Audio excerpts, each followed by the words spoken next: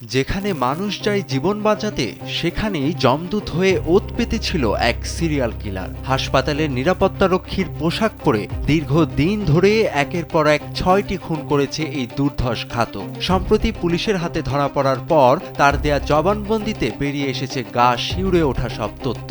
তদন্তে জানা যায় ঘাতক অত্যন্ত ঠান্ডা মাথায় তার শিকার নির্বাচন করত।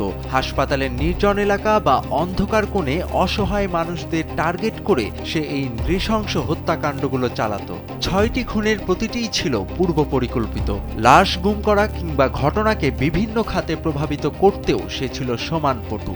গোয়েন্দা পুলিশ জানায় ২০১৯ থেকে ২০২১ সালের মধ্যে বিভিন্ন সময়ে এসব হত্যাকাণ্ড ঘটে।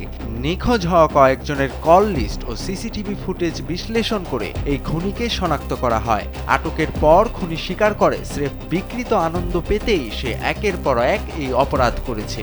ভারতের হরিয়ানা রাজ্যের ফরিদাবাদের একটি হাসপাতালের এই ঘটনা দেশ জুড়ে আলোচনা ও চরম উদ্বেগের জন্ম দিয়েছে।